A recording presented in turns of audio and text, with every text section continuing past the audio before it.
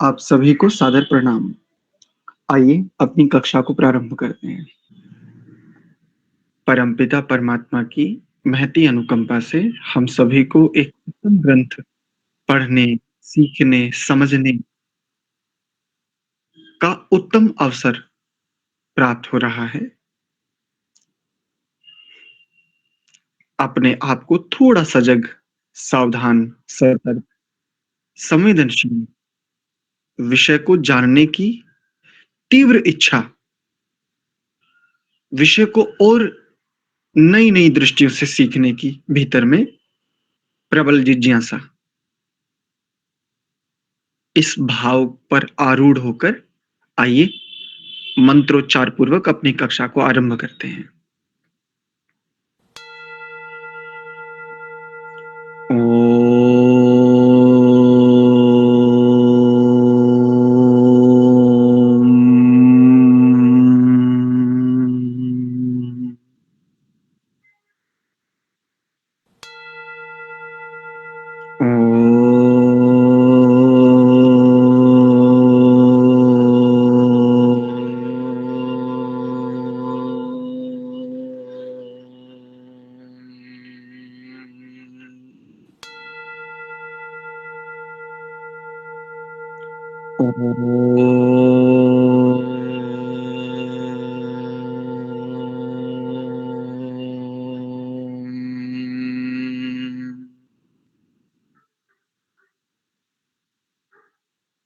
ॐ सहनाववतु सहनौ भुनक्तु सह वीर्यं करवावहै तेजस्विनावधीतमस्तु मा विद्विषावहै।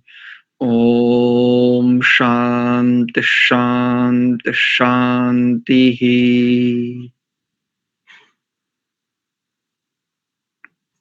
ओम आप सभी को पुनश्च हार्दिक स्वागत एवं अभिनंदन संस्कार विधि स्वाध्याय की इस कक्षा में। हम प्रारंभ में मंत्र पाठ करते हैं, मंत्रोच्चार करते हैं। प्रारंभ में मंत्रोच्चार एक प्रतिज्ञा है, एक दूरदृष्टि है। सह नौ अवतु, सह नौ भुनक्तु। हम एक दूसरे की रक्षा करें, अवतु अर्थात रक्षा करें, भुनक्तु एक दूसरे के ऐश्वर्यों को, सामर्थ्यों को बढ़ाते जावें, सुखपूर्वक वसें, सुखपूर्वक जिए। भुनक्तु शब्द का अर्थ सीधे सीधे भोगे, ऐसा भी। सह वीर्यं करवा वहै, और एक दूसरे के सामर्थ्य को एक दूसरे के सहयोग से बढ़ावें। तेजस्विना, तेजस्विना अवधीतम अस्तु।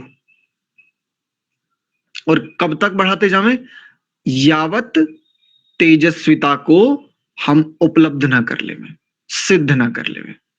मैं नंदन जी आदि आप सभी लोगों को बहुत धन्यवाद देता हूं, परमात्मा के प्रति अत्यंत कृतज्ञ हूं। भीतर से बहुत प्रसन्नता है। हम जो प्रतिज्ञा कर रहे हैं, अनेकों लोग मंत्र पाठ करते हैं कक्षा से प्रारंभ में, किंतु उनके द्वारा प्रारंभ में इस मंत्र का उच्चारण अर्थात इस प्रतिज्ञा का पूर्ण होना बहुत कम हो पाता है प्रायः करके। आप सब लोगों के सहयोग से हम यज्ञ जैसे गंभीर विषय को और गंभीरता से विचार कर पा रहे हैं। वास्तव में एक दूसरे का सामर्थ्य बढ़ा रहे हैं, एक दूसरे की बुद्धियों को एक दूसरे के सहयोग से बढ़ा रहे हैं, एक दूसरे के पास जो भी थ्योरिकल और प्रैक्टिकल जो अनुभव है, जो बोध है, उस सबको एक दूसरे के साथ साझा कर रहे हैं उत्थान के लिए, उन्नति के लिए। इससे ये सिद्ध होता है हम जो कह रहे हैं वही हम कर भी पा रहे हैं। हे नाथ, आपको बड़ा धन्यवाद। आपने ये सब सामर्थ्य आदि प्रदान करके हमारे ऊपर अत्यंत उपकार किया है, किंतु आप द्वारा प्रदत्त इस सामर्थ्य से हम उत्तम ही चेष्टाएं कर पा रहे हैं। इसके लिए हम बारंबार आपके प्रति नतमस्तक हैं। ये बड़ा सुंदर भाव है, सच में। हम सोच भी नहीं सकते थे कि यज्ञ आदि जैसे ये प्रकरण इतनी उत्तम रीति से हम आगे बढ़ेंगे। चलिए, आइए अब अपने विषय की ओर वापस लौटते हैं। तो कल हमने एक निर्धारण देखा था, विशेष रूप से जल प्रसेचन, पंचघृत आहुति और जल प्रसेचन। पंचघृत आहुति यज्ञ में दो संदर्भ हमारे सामने आए थे। एक संदर्भ था यज्ञ का भाग नहीं है, सामान्य यज्ञ का, ये प्रधान यज्ञ का, बृहद यज्ञ का भाग है। बृहद यज्ञ में पंचघृत आहुति जो अयंत इद्म आत्मा इस मंत्र से ही हो सकती है। एक ये पक्ष हमारे समक्ष आया था और एक पक्ष ये भी आया था सामान्य रूप से इसमें महर्षि जी ने दिया है। आचार्य सुदर्शन देव जी, आचार्य राजवीर शास्त्री जी आदि विद्वानों ने कुछ कुछ दोनों पक्ष यानी कुछ कुछ उन्होंने इस पक्ष का अनुमोदन किया है, जो पक्ष यहाँ पर हमें संस्कार विधि नाम की इस पुस्तक में मिलता है। इसके बाद जल प्रसेचन कहाँ होना चाहिए, कैसे होना चाहिए, उसको जानने के लिए हमने एक बहुत सटीक बात पकड़ी थी। असतो मां सद्गमय, तमसो मां ज्योतिर्गमय। हम असत से सत की ओर चलें, अनित्यता से नित्यता की ओर बढ़ें और अंधकार से प्रकाश की ओर चलें। अच्छा, जो प्रकाश में है वो क्या करे? वो अंधकार की ओर ना आए, वो प्रकाश में ही रहे, प्रकाश की ओर ही बढ़े इत्यादि। तो ये प्रकाश और अंधकार आदि का संबंध जल प्रसेचन से, ये भी हमने कल देखा था। पूर्व और उत्तर दिशा प्रकाश की द्योतक है, रिप्रेजेंटेटर है, और हमारी पश्चिम और दक्षिण दिशा, या यूं कहें दक्षिण और पश्चिम दिशा अंधकार की द्योतक है। इतना विषय हमने कल देखा था। आइए आज इन मंत्रों के अर्थों को भी जान लेते हैं। अयंता इद्म आत्मा, सबसे पहले हम इस मंत्र का अर्थ देख लेते हैं। पहले हम देख चुके, केवल पुनर्अवलोकन की दृष्टि से थोड़ा सा अच्छी स्थिति बन जाएगी। मंत्री ही है, उत्तम विचार है, ऋषियों द्वारा प्रदत्त है, आर्ष ग्रंथ का है। तनिक देख लेते हैं, मोटा मोटा देखते चलते हैं। पदच्छेद देखिए सबसे पहले, ओम अयंत इद्मा आत्मा जात वेद तेन इध्यस्व वर्धस्व च इत ह वर्धय च अस्मान प्रजया पशुभिः ब्रह्म वर्चसेन अन्नाद्येन समेधय स्वाहा इदम अग्नये जात वेदसे इदन्न मम। जात वेदस के लिए यहाँ पर समर्पण किया जा रहा है। यह जो पंचघृत आहुति दी जा रही है, ये जात वेदा अग्नि के लिए, अंगिरस के लिए कहा जा रहा है, यूं कह सकते हैं। ये मैंने अभी इसको इसी में इसलिए भी रखा, जैसे अभी अभी हम ऊपर देखें जिससे हमने तृतीय संविधा प्रदान की, वहां पर अंगिरसे, इदम अग्नये अंगिरसे, और इससे ऊपर वाला जो मंत्र है वो जात वेद से। तो अंगिरस अग्नि, जात वेदा अग्नि और अग्नि, जिसे भूलोक की अग्नि कहते हैं। तो भूलोक की अग्नि, ये जिसके लिए इदम अग्नि कहा, भूलोक की अग्नि जात वेदा, और स्वलोक की अग्नि अंगिरस, ऐसा। तो यहां पर भी जात वेदा अग्नि के लिए क्या कहा जा रहा है? इदम अग्नये जात वेद से इदन्न मम। ये इसका हुआ पदच्छेद। आओ इसके अर्थ को एक बार मोटा मोटा देखते चलते हैं। पहले भी हम यद्यपि देख ही चुके हैं, किंतु एक बार और थोड़ी सी पुनरावृत्ति कर लेते हैं। अच्छा, मैं चाहूंगा कि नंदन जी कक्षा में हैं क्या? जी जी हाँ। तो मैं ये चाहता हूं क्यों ना इस मंत्र का स्वाध्याय आप कराएं। कराइए आप ना। नहीं नहीं, आप कराइए कराइए कराइए, हम लोग सुनते हैं, कराइए, स्वागत आपका। जी। ओम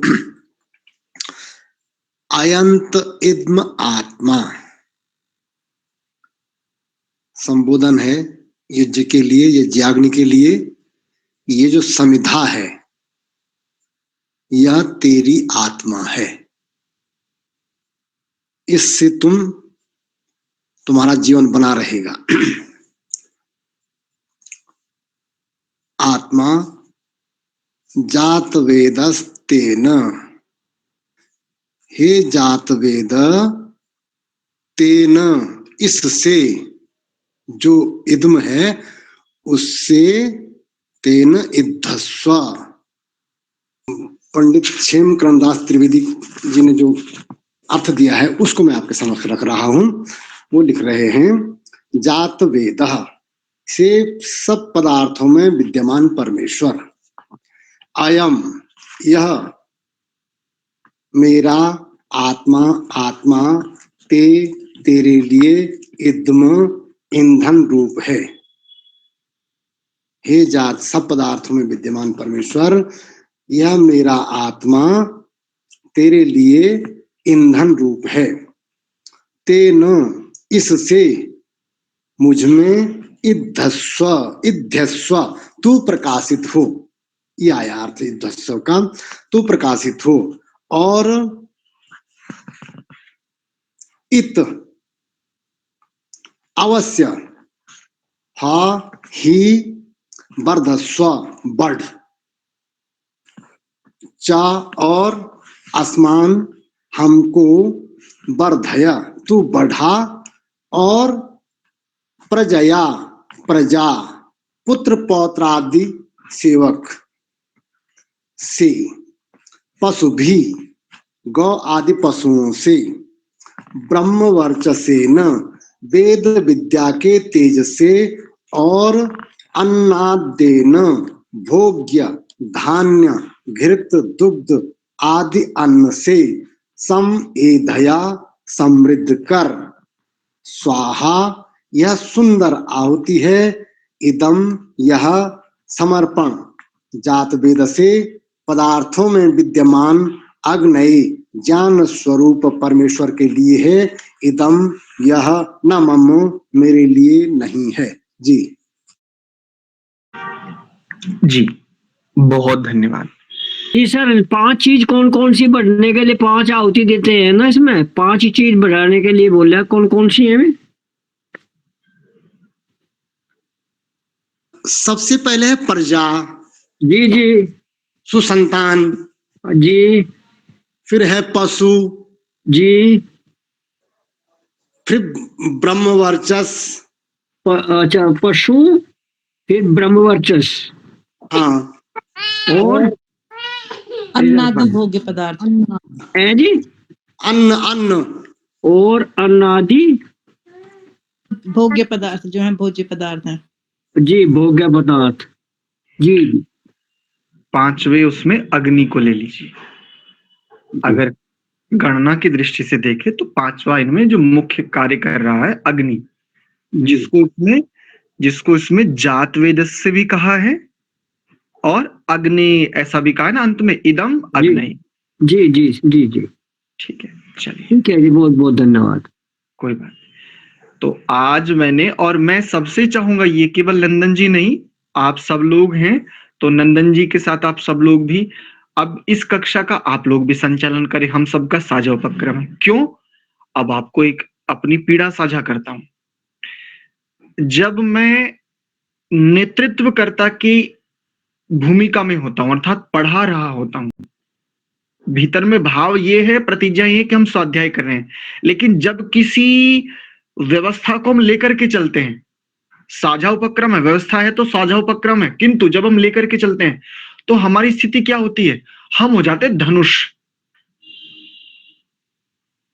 और धनुष पर बाण जैसे साध करके और लक्ष्य को भेदा जाता है। धनुष के हाथ कुछ नहीं आता। धनुष बेचारा बस, धनुष का काम था लक्ष्य को भेदना बाण के द्वारा। तो अब मैं बड़े काफी दिन से रह लिया हूं धनुष की भूमिका में। अब आप लोग भी एक एक करके धनुष की भूमिका में आइए, कुछ थोड़ा बहुत मुझे भी लाभ होने दीजिए। ठीक है, चलिए आगे बढ़ते हैं। आचार्य जी वैसे तो मैं थोड़ा अक्षमा करना, जी लेकिन मैंने तो ये पढ़ा जी, और ने भी स्वाध्याय पढ़ा, जो पढ़ाता है वो खुद पढ़ जाता है, तो विद्या तो बांटने से बढ़ती है जी। आप ऐसा ना, आपके पास बहुत कुछ होता है। मैं इस बात का समर्थन कर रहा हूँ जी। हाँ जी। जी आचार्य जी इदम माने क्या होता है? इदम का अर्थ होता है यह, न माने नहीं, मम अर्थात मेरा, यह मेरा नहीं है। नहीं, वो वाला ओम अयंत इदम, इदम माने इदम। इदम का अर्थ होता है समिधा, ईंधन, जिससे जीवन प्रज्वलित होता है। इदम शब्द शरीर में जो उत्तम धातु है, वीर्य आदि, उसके लिए भी प्रयोग है। जैसे शरीर को अगर यज्ञ माने, मैं चलो एक बात साझा कर, पहले अपनी बात पूरी करता हूं, चलो इसको कह के फिर अपनी बात पर आऊंगा। ये शरीर के स्तर पर देखें, अगर शरीर को हम यज्ञवेदी माने, शरीर में जो होने वाले समस्त प्रकार की क्रियाएं उनको हम यज्ञ मान लें, तो इस शरीर रूपी यज्ञ की जो यज्ञाग्नि है ना, मुख्य यज्ञाग्नि, वो है धातु, अंतिम धातु वीर्य।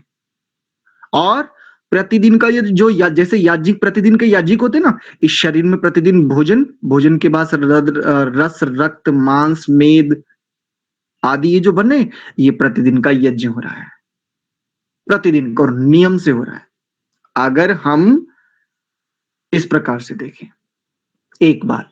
दूसरी बात, मैं आज शुरू से ही भूर्भुवः स्वरद्यौरिव इस मंत्र से लेकर के और यहां तक, जहां तक कि हमारा अभी स्वाध्याय आएगा, इसका मैं फिर से एक एक मंत्र पर चिंतन करते हुए आ रहा था। एक छोटी सी बात साझा करते हुए आगे बढ़ रहा हूं। मैंने एक मंत्र को उठाया जिससे हम प्रथम संविधा का आधान कर रहे हैं, भूरलोक की अग्नि के लिए है, और उस मंत्र में जो उपदेश है, उस मंत्र में जो विज्ञान है, उस विज्ञान का उपयोग मैंने किया एक किसान बन करके।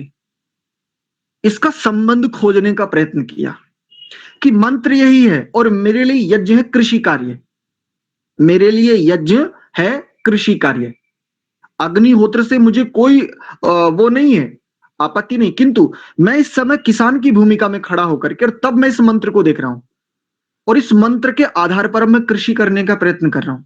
ये अभी इस कक्षा से पूर्व चिंतन कर रहा था। बड़ी सुंदर बातें उद्घाटित होती हैं। अस्तु, ये बात तो है, पढ़ाने वाले को बहुत सारी बातें जान पड़ती हैं, बहुत सारी बातें समझ में आती हैं, पढ़ते हुए और पढ़ाते हुए। जो पढ़ाने की बात है ना, स्वाध्याय कैसे करे, बोले पढ़ते हुए स्वाध्याय करे और पढ़ाते हुए स्वाध्याय करें। आचार्य भी स्वाध्याय ही कर रहा है, जो कह रहा ना कि मैं पढ़ा रहा हूं, वास्तव में कर तो वह भी स्वाध्याय रहा है। लेकिन एक और बात, जब हम मौन होते हैं ना, और मौन होकर के भीतर में अवस्थित हो गए हैं, अवस्थित होकर के केंद्रित हो गए हैं, जो सामने वक्ता है, उस वक्ता के द्वारा जिस विषय पर व्याख्यान दिया जा रहा है, मौन है, सारी की सारी स्थितियां प्रत्याहार की स्थिति, यूं कह सकते हैं योग की भाषा में। प्रत्याहार की इस स्थिति में भीतर में अवस्थित हैं, बिल्कुल केंद्रित हैं। केंद्र बिंदु किसे बना लिया, उस वक्ता को। अब उस वक्ता के द्वारा जो व्याख्यान प्रस्तुत किया जा रहा है ना, एक तो सबसे बढ़िया बात यह है, इंद्रियों में बस इतने ही जुड़े हुए हैं जिससे कि उस वक्ता का व्याख्यान कर्ण आदि माध्यमों से हम तक पहुंच सके, हम समझ सके। लेकिन आंतरिक स्थिति बहुत गहरी होती जाती है। वाणी का प्रयोग करने पर आंतरिकता में चंचलता आती है, वाणी को भीतर में ही समावेशित करने पर, जिसे हम मौन कहते हैं। वैसे तो मौन का मतलब प्राय करके एक आ जाता, बोलना बंद कर दो, नहीं। मौन के बड़े विभिन्न आयाम हैं, बड़े प्रकार हैं। जब पहले वाणी के स्तर पर, यानी होठ बंद कर लिए, बस भीतर में जिह्वा हिल रही है, मस्तिष्क में विचार चल रहे हैं, सब एक एक करके सूक्ष्म स्तर पर आते जाते हैं, तो विचारों के स्तर पर मौन, फिर वृत्तियों के स्तर पर मौन आता है, फिर संस्कारों के स्तर पर मौन आता है। मौन में जो सीखता है ना, वो मुनि हो जाता है। तो वैसे तो मैं गृहस्थी बालक ही हूं, गृहस्थ का भी मुझे गा भी अभी समझ में नहीं आया है, लेकिन पता नहीं क्यों मेरा मुनि हो जाने का मन करता है। अस्तु, आइए आगे बढ़ते हैं। तो अयंत इद्म आत्मा का इस मंत्र का हमने अर्थ नंदन जी के माध्यम से जाना। अब आगे चलते हैं, जिससे हम जल प्रसेचन करते हैं। यहाँ जल प्रसेचन के कई सारे संदर्भ हैं, एक एक करके आपके साथ साझा करूंगा। पहले अर्थ देख लेते हैं। दो उनमें से दो तीन कल भी हमने देखे थे, एक और आज सामने आया, वो भी आपके साथ साझा करूंगा। जल प्रसेचन के मुख्य तीन प्रयोजन कल की कक्षा में हमने आपके साथ साझा किए थे, एक और आज स्वाध्याय में पकड़ में है, वो भी साझा करेंगे। पहले आओ अर्थ देखते हैं।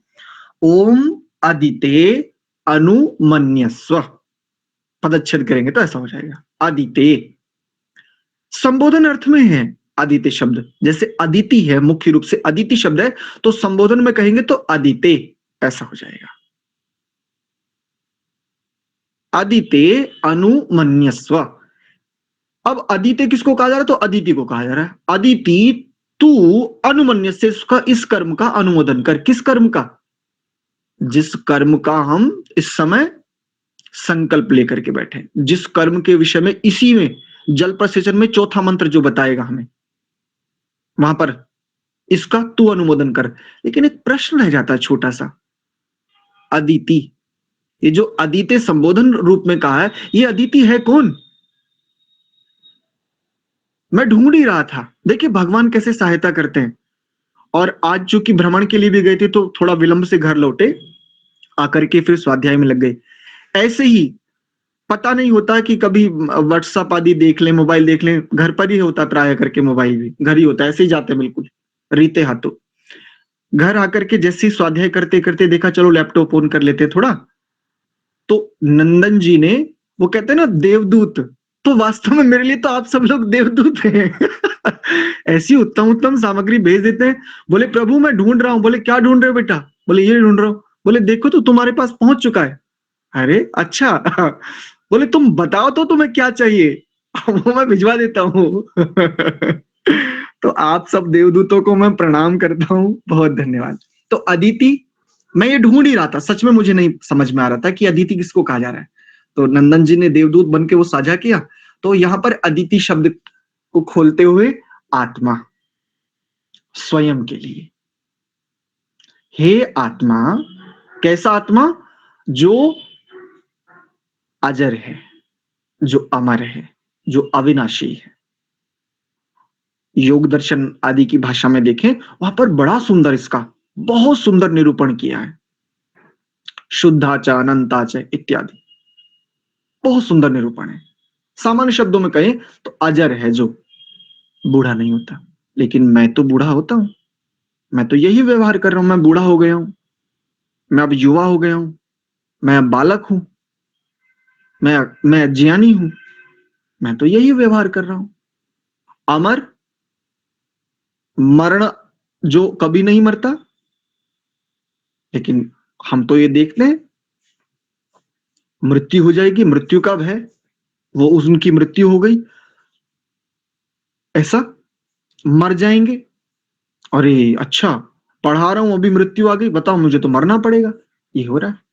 इसका अर्थ है मैं अदिति नहीं हूं। मूलतः मैं अदिति ही हूं। अपने इस अदितित्व को सिद्ध मात्र करना है। कैसे? प्रबुद्ध करते हुए। इध्यस्व वर्धस्व, वर्धस्व वर्धया। ऊपरी मंत्र में कहा ना अभी, जिससे पंचघृताहुति करके आ रहे हैं, दो शब्द हैं उसमें, वर्धस्व और वर्धया। बस बढ़ करके बढ़ा लूंगा जब मैं स्वयं को अदिति हो जाऊंगा, और तब ही इस यज्ञ का अनुमोदन कर पाऊंगा। आगे दूसरा मंत्र क्या है? ओम अनुमते नु मन्यस्व, ऐसा ना। अब इसका पदच्छेद करेंगे तो अनुमते अनुमन्यस्व। अब अनुमते, ये जो पद है ये भी संबोधन में, फिर प्रश्न रह गया। ये अनुमते किसको कहा जा रहा है? तो जो भाष्य आदि मेरे पास उपलब्ध थे, उन भाष्यों में इस पद को, ये जो अनुमति पद था, इसके लिए अनुमति, हे अनुमति, तू भी अनुमोदन कर। अब समझ में मुझे ही नहीं आ रहा कि ये अनुमति किसको कहा जा रहा है, कौन है ये अनुमति? कोई स्त्री है, कोई पुरुष है, बालक है, कौन है ये? अग्नि है, पृथ्वी है, परमात्मा, किसको लूं? संबोधन में है, अनुमति पद है, और अनुमति अर्थात अनुमति को कहा जाए, लेकिन ये अनुमति है कौन? तो सुंदर समाधान क्या है? बुद्धि, मन आदि साधन, जो मुझे कर्म का अनुमोदन करते हैं। कर्म के अनुमोदन में जो मेरे उत्तम साधन हैं, अनुमति दे दीजिए। मांगते हैं ना हम दूसरों से अनुमति, लेकिन स्वयं के लिए जब हमें अनुमति चाहिए होती है तो किससे मांगते हैं? मन के द्वारा। मनसा संकल्प विकल्प, संकल्प विकल्पेण बुद्धया, बुद्धि के द्वारा, संकल्प विकल्प पूर्वक बुद्धि के द्वारा हम स्वयं को अनुमति देते हैं। जैसे किसी को कोई रोग है, चिकित्सक ने कहा जब तक आप यह औषध आदि सेवन कर रहे हैं तब तक पथ्य के रूप में ऐसा ऐसा पदार्थ सेवन करें और अपथ्य के रूप में इन इन पदार्थों का सेवन ना करें। अब कोई ऐसी प्रिय वस्तु उपलब्ध हुई समक्ष, विचार उपस्थित हुआ जो कि पूर्व का अभ्यास है, चलो थोड़ा सा ले लेते हैं। पता है माता पिता पत्नी पुत्री पुत्र आदि ये सब जिनको पता है कि हाँ इनको मना कर रखा, वो मना करेंगे, लेकिन स्वयं से अनुमति चाहिए, स्वयं से मांगते ना। अब स्वयं को स्वयं अनुमति कैसे लेते हैं? तो यही मन बुद्धि के माध्यम से। तो अनुमते, मैं इतना प्रबुद्ध हो जाऊं, मैं इतना वर्धस्वी हो जाऊं, वर्धया कि ये मन बुद्धि भी मेरा अनुमोदन करने लगे। हाँ मैं यज्ञ ही कर रहा हूं, और जो मैं कर रहा हूं ये संसार का सर्वश्रेष्ठतम कर्म है। हे मन और बुद्धि, तुम भी इस कर्म में, तुम उत्तम साधन हो, लेकिन तुम भी अनुमोदन करो। आगे कहा सरस्वते अनुमन्यस्व, फिर वही संबोधन में है, तीसरा मंत्र देखिए, सरस्वते अनुमन्यस्व, पदच्छेद ऐसा होगा। सरस्वते अर्थात सरस्वती शब्द का रूप चलाएंगे तो संबोधन में सरस्वती आ जाएगा। अर्थ किया तो हे सरस्वती तू भी अनुमन्यस्व, तू अनुमोदन का भी अनुमोदन कर। ऊपर 2 बार अनुमोदन कर चुके ना, पहले मैंने आत्मा रूप में अनुमोदन कर लिया, फिर मुझ आत्मा के पास जो साधन है उनसे भी मैंने अनुमोदन करा लिया, 2 बार अनुमोदन हो गया। अब इन दोनों अनुमोदनों का अनुमोदन कौन कर? हे सरस्वती। फिर शंका आ गई, ये कौन सी सरस्वती हैं? जिनके हाथ में वीणा है वो सरस्वती हैं क्या? जो कमल के पुष्प पर विराजमान है ये वो सरस्वती हैं क्या? कहीं ये वो परमात्मा तो नहीं है जो वेद आदि विद्याएं प्रकाशित करते हैं हमारे भीतर में, हमको प्रदान करते हैं? कहीं ये वो सरस्वती तो नहीं है, कहीं परमात्मा तो नहीं है? फिर मैं प्रश्न का इस शंका का समाधान ढूंढते हुए चाहूं और घूम रहा हूं। यहां सरस्वती शब्द प्रयोग किया गया वाणी के लिए। वाणी, आपकी वाणी ही, मेरे पास जो यह वाणी मनुष्य देह में, वर्तमान में जिस देह मनुष्य देह में मैं विद्यमान हूं, इस देह में मेरे पास जो यह वाणी है ये सरस्वती है।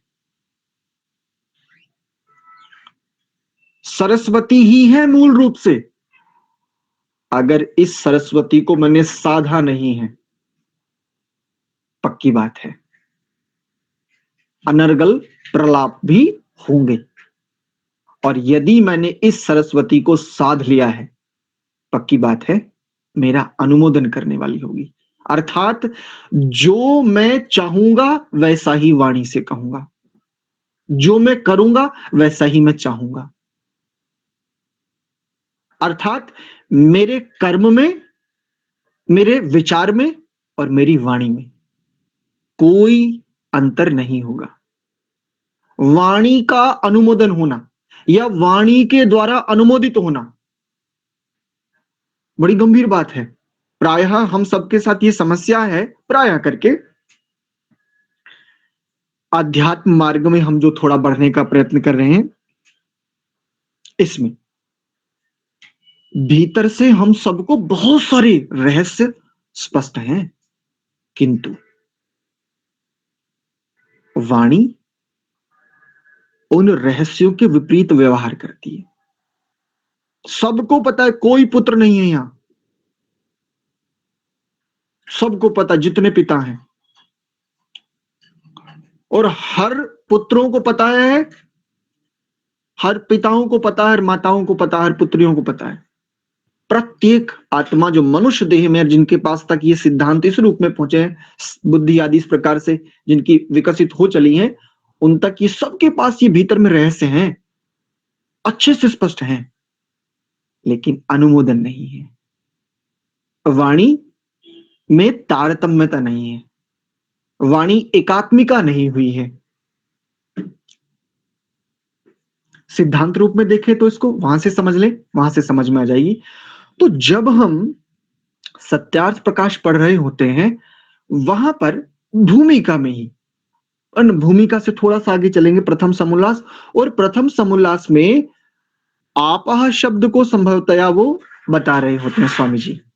आपह, तो आपह शब्द को उसकी निरुक्ति आदि करते हुए, समझाते हुए, वहां पर एक बहुत बढ़िया, बहुत सुंदर उक्ति है, यन मनसा ध्यायति तद वाचा वदति, यद वाचा वदति तत् कर्मणा करोति, यत कर्मणा करोति तत् अभिसंपद्यते। ये वाणी मेरी अनुमोदिनी शक्ति हो जाए, ये मेरा अनुगमन करे। वृत्तियों का अनुगमन जब तक करती रहेगी, दृश्यों का अनुगमन जब तक करती रहेगी, भीतर में संस्कार से जो उठ करके वृत्तियां और वृत्तियों के व्यापार, ये जो समुच्चय व्यवहार, जब तक इन व्यवहारों से अनुमोदित मेरी ये वाणी होती रहेगी, तब तक मेरा अनुमोदन नहीं होगा, तब तक मैं याज्ञिक हुआ ही नहीं हूं। याज्ञिक शरीर की स्थिति नहीं है, शरीर की संज्ञा नहीं है, याज्ञिक मैं हूं, मैं आत्मा। जिस देह में हूं ना, प्रभु कृपा से निरंतर यज्ञ हो रहे हैं इस देह में, जिस देह में मैं विद्यमान हूं, इस देह में निरंतर यज्ञ हो रहे हैं।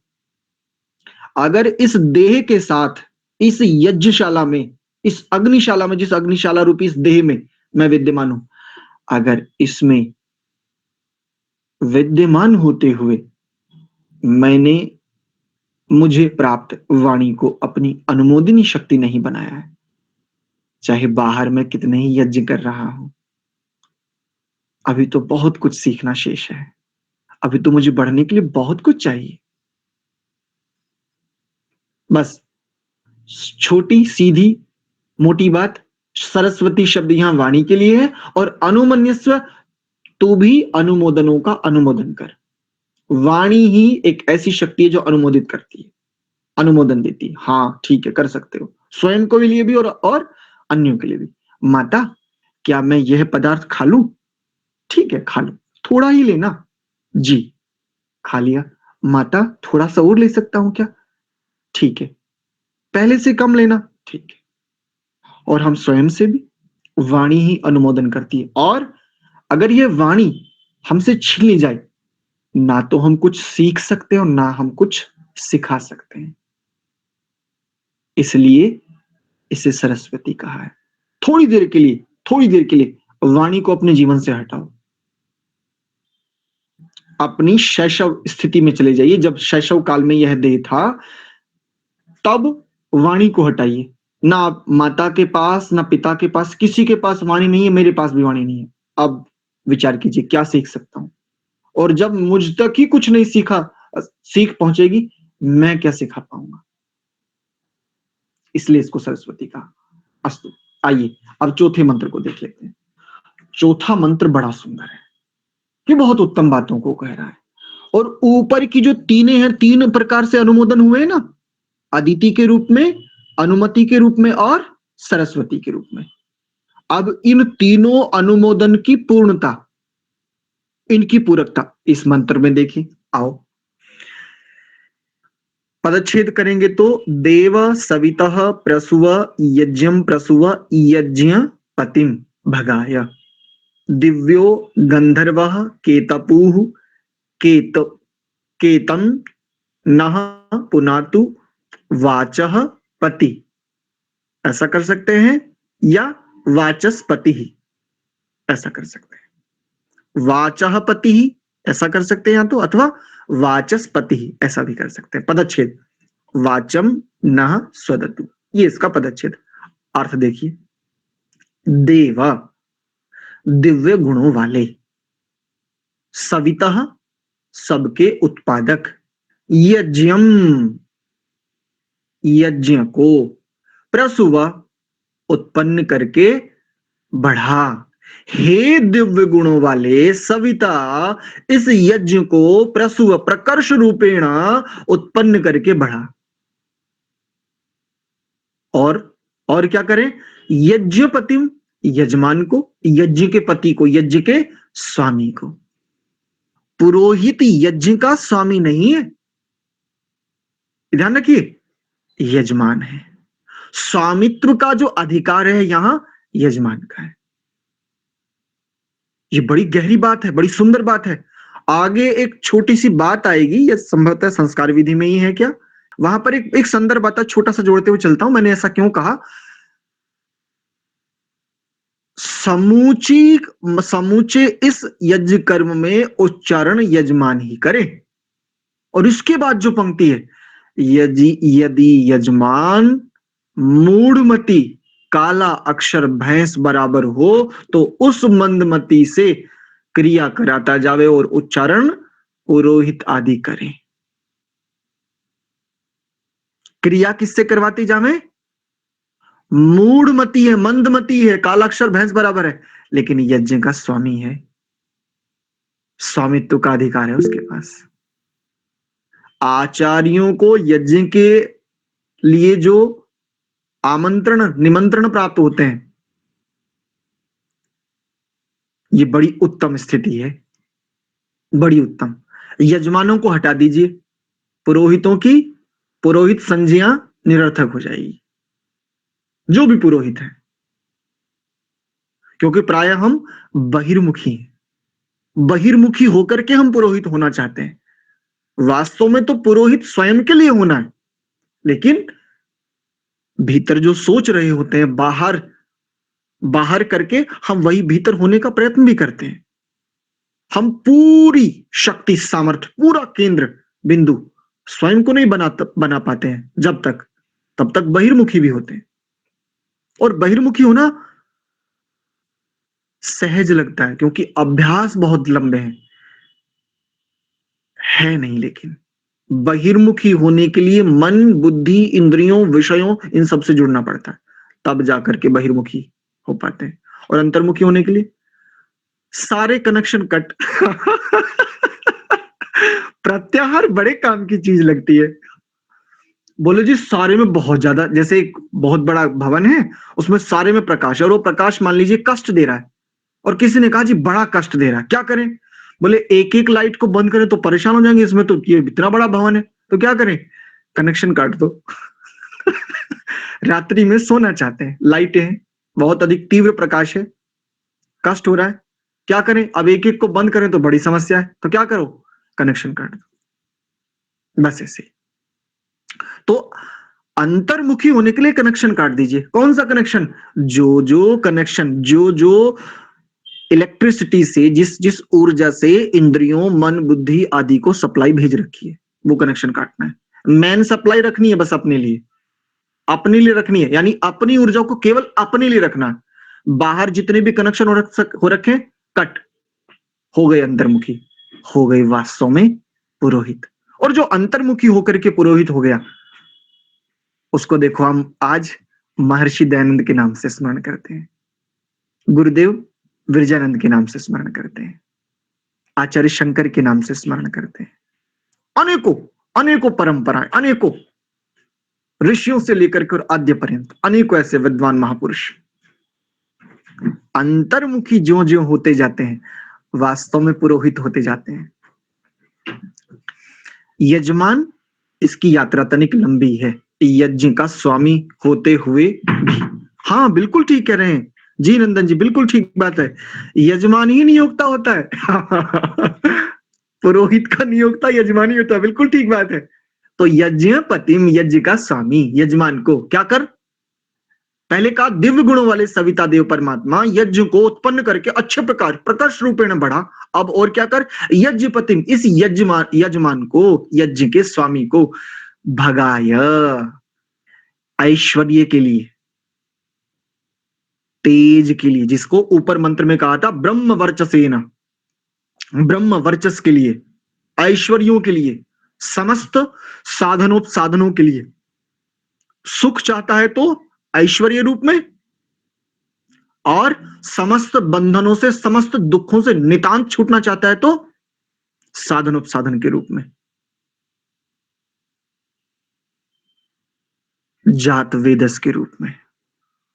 जो चाहिए वो प्रकाशित होता जावे, जो चाहिए, तू चाह तो सही, तू एक बार पुकार तो सही, समूची पृथ्वी तेरे लिए ना बिछा दूं तो कहना। मानो परमात्मा ये प्रतिज्ञा कर रहे हैं कि तू एक बार, तू मेरा बच्चा है, तू एक बार पुकार तो सही मुझे, ये समूची धरा तेरे लिए बिछा के तुझे प्रदान कर दूंगा। इससे ज्यादा आश्वासन और क्या चाहिए सविता का। भगाय, और क्या कर इस भगाय को भी प्रसुवा, अच्छे प्रकार से बढ़ा दे, सामान्य स्थिति ना रहे, बहुत उत्तम रीति से बढ़ा। और आगे है इसमें पद है दिव्यो गंधर्वा, तो दिव्य गंधर्वा, इसको कैसे खोल रहे हैं, गाम पृथ्वीं धारयति इति गंधर्वा, जिसके सहारे यह पृथ्वी टिकी हुई है वह।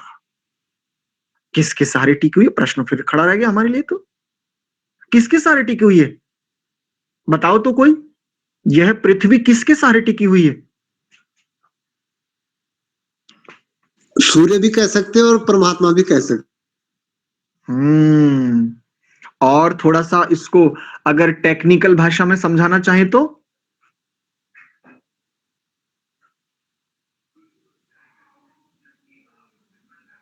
आकर्षण, फोर्स है, ग्रेविटेशन।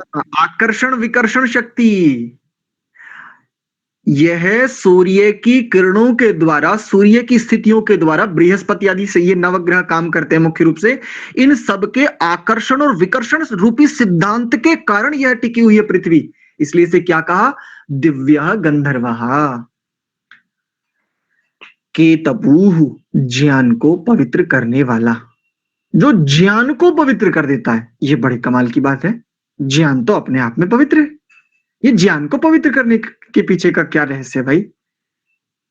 मंत्र के शब्द का अर्थ देख लेना, कोई भी देख सकता है, आज तो सब कुछ नेट पर, इंटरनेट की सुविधा से सब कुछ उपलब्ध है, जहां चाहे वहां देख लो। लेकिन उस शब्द का जो वह अर्थ है, उसके पीछे का बोध क्या है, इसके लिए हमें चाहिए कोई ना कोई, बस इसके लिए। अब इसमें केतपु शब्द का अर्थ कर दिया ज्ञान को पवित्र करने वाला, लेकिन प्रश्न तो रह गया ना भीतर में, ज्ञान तो अपने आप में पवित्र है, ज्ञान को पवित्र नहीं किया जा सकता। हाँ ये कहा जा सकता है जीव को पवित्र करने के, अशुद्धि को हटाने के लिए। और एक बार नहीं कहा, देखो केतपु कौन है, जो ज्ञान को पवित्र करने वाला है। और आगे देखो इसमें, न हमारे केतम ज्ञान को पुनः तू पवित्र करे, जो केतपु है वह क्या करे, केतम ज्ञान को पुनः तू पवित्र करे। और आगे क्या बात है इसमें, वाचस्पति ही, वाणी का जो स्वामी है, कौन है, तो वाणी के स्वामी आत्मा और परमात्मा। बस मोटा मोटा मूल सिद्धांत पकड़ लीजिए, मैं और मेरा बाप, मैं हूं एक आत्मा और मेरा पिता है परमात्मा, मैं हूं अल्पज्ञ और मेरा पिता है सर्वज्ञ, बस हम दोनों ही हैं वाचस्पति हम दो ही हैं केवल, और कोई है ही नहीं, और हम दो ही हो सकते हैं। लेकिन वाणी का पति होने में, जो ये जो वाचस्पति शब्द है ना, पति, पारक्षण धातु से बनता है ये पति, रक्षण सामर्थ्य है इसमें, रक्षक गुण जिसमें समाया हुआ है, लबालब भरा हुआ है। रक्षण रूपी सामर्थ्य जिसमें लबालब भरा हुआ है, जिसकी समीपता पाते हुए दूसरों को भी रक्षा हुई प्रतीत होती है, उसे कहते पति। जैसे पत्नियों के पति होते ना, सामान्य व्यवहारिक दृष्टि से देख सकते हैं, जब तक युवती युवती है प्रायः असुरक्षा का भाव होता है, प्रायः करके, लेकिन उसी युवती का पाणी ग्रहण होने के बाद शेरनी की तरह रहती है। अगर अगर इनके जीवन में जो वर रूप में इन्हें प्राप्त हुए, अगर उनके पास भी तनिक विद्या है, क्योंकि यस्य नास्ति स्वयं प्रज्ञा तस्य शास्त्रम करोति किम। शास्त्र तो प्रज्ञा के बोध के लिए, तो उसी को उद्बुद्ध करने के लिए तो है। तो वाचस्पति वाणी का पति, वाणी का स्वामी, वाणी का दास नहीं, दास नहीं। हम शब्द वृत्ति के अनुगंता मात्र हैं, शब्द वाचाल हैं, हम लोग वाचाल, अधिकांश वाचाल वृत्ति के से ग्रस्त हैं, अधिकांश स्थितियों में। हम वाचस्पति नहीं है। वाचस्पति तो समुद्र है, समुद्र। ऊपर ऊपर नौटंकी नाटक दिखता है, केवल हलचल दिखती है, लहरें दिखती हैं, तनिक भीतर प्रवेश करो समुद्र में, अथाह गांधीर्य, अथाह, सीमा ही नहीं पा सकते। ऐसे ही जो भीतर से इतना समुद्र की भांति विशाल गांधीर्य युक्त है, वह है वाचस्पति। पिछले दिनों स्वामी श्रद्धानंद जी, इनके काल में और इनके बाद गुरुकुल कांगड़ी के स्थापन के बाद वहां से एक उपाधि भी मिलती थी वाचस्पति की। उसके बाद बनारस आदि इन विश्वविद्यालयों ने भी वाचस्पति की उपाधियां देना प्रारंभ किया। प्रयागराज से भी वाचस्पति की उपाधियां, काशी से भी वाचस्पति की उपाधियां मिलती थी। ये बड़ी ऊंची बात है, बहुत गंभीर विद्वानों को मिलती थी। तो वाचस्पति ही वाणी का जो स्वामी है, वाणी का जो नियंता है, अनुगंता नहीं, नियंता। वाणी का अनुगंता हम सब हैं, वाणी का नियंता वाचस्पति हो गया। जो भी वाणी का नियंता हो गया, जिसका अनुमोदन वाणी करती है, जो वाणी का अनुमोदन करता है, वो अभी वाचस्पति नहीं हुआ है। तो वह वाणी का पति वाचम, वाणी को स्वदतु, स्वादु कर दे, स्वाद से युक्त कर दे, मधुर कर दे, मधु जैसा। वाचम वदतु शांतिवान, कैसे बोलो? मधु की भांति। अच्छा, एक बात चलती है ना, देखो वेदों से छोटे छोटे जो प्रचलित वाक्य है ना, जिसे हम क्या कह देते हैं, वो कहावत बोलते हैं, सूक्ति, लोकोक्ति, कहावतें, बड़े बूढ़ों की कहावतें। अरे वो तो ऐसे बोलता है, बोलते बोलते जैसे उसके मुंह से शहद टपकता हो। अरे भैया, वहां गए थे और उनके घर में उनकी पुत्री से मिले, थोड़ी सी उनसे वार्ता हुई, ऐसे बोलती है वो तो मानो साक्षात सरस्वती बैठी हो। और ये जो चित्र है ना मां सरस्वती का, काल्पनिक भले ही माने, लेकिन बहुत गंभीर रहस्य को उद्घाटित कर रहा है। मैंने पिछले दिनों एक संकेत किया था, जब शिव संकल्प सूत्रों का शिव संकल्प सूक्त का स्वाध्याय कर रहे थे स्वस्तिवाद शांति कर्ण में। प्रतिमा बहुत गहन अध्ययन का विषय है। चक्षुओं से देख करके जो कुछ कहा जा रहा है ना, वो एक अलग संदर्भ है। और स्वामी जी ने, महर्षि दयानंद जी ने, जो लोग ऐसा कहते नहीं महर्षि दयानंद जी ने भी तो क्या तुम उनसे बड़े हो गए, नहीं, मैं उनसे बड़ा नहीं हूं, लेकिन महर्षि दयानंद जी ने जिस संदर्भ को केंद्र में रख करके और जिस दृष्टि से उन्होंने प्रतिमा आदि के लिए जो विधान एक चल पड़ा है, जिसको हम कह सकते हैं अंध परंपरा, उस अंध परंपरा को ठीक प्रकार से समझने के लिए चेताया है। वस्त्र पर धूल लगी हो बढ़िया और मैल भी भरा हो, तो घर की गृहिणियां या जो उस वस्त्र को धोने जाते हैं, जो भी, पहले उस वस्त्र को झटक करके झाड़ा जाता है, तब उसको पानी में भिगोया जाता है। बस ऐसे ही महर्षि दयानंद जी ने हम सभी को, हमारे साथ क्या स्थिति है, अविद्या रूपी मैल से भी हम खूब सने हैं और अंध परंपराओं रूपी धूल से भी जम के भरे हुए थे। पहले उन्होंने हमें झाड़ा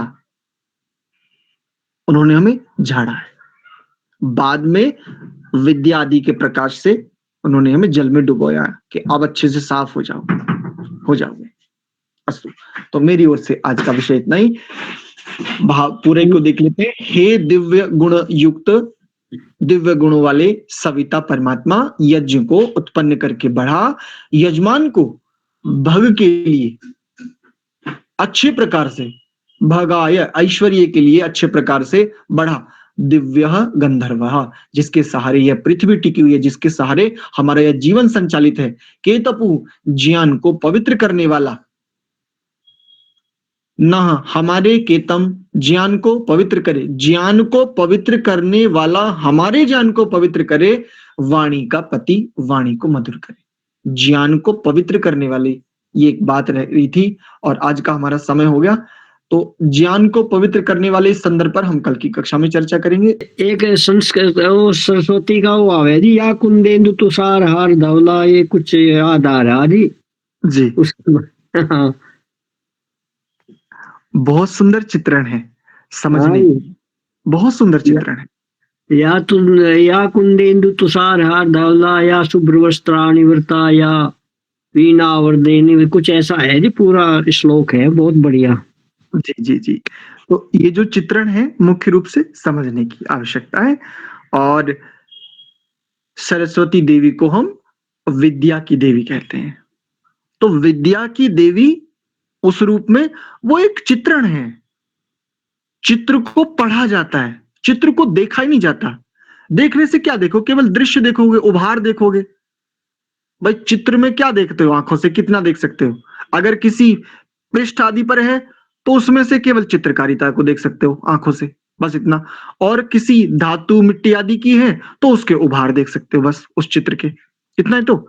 लेकिन चित्र संकेत है, इंडिकेशंस है, हाईलाइट है, जैसे कहते हैं ना हाईलाइट्स है, ये इंडिकेशंस है, बस इतना ही।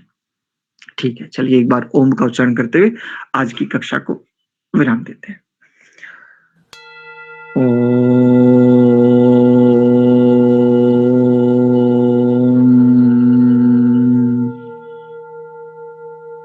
शांत शांत शांति ही। आप सभी को बहुत बहुत धन्यवाद। सादर आचार्य जी नमस्ते, सबको नमस्ते जी।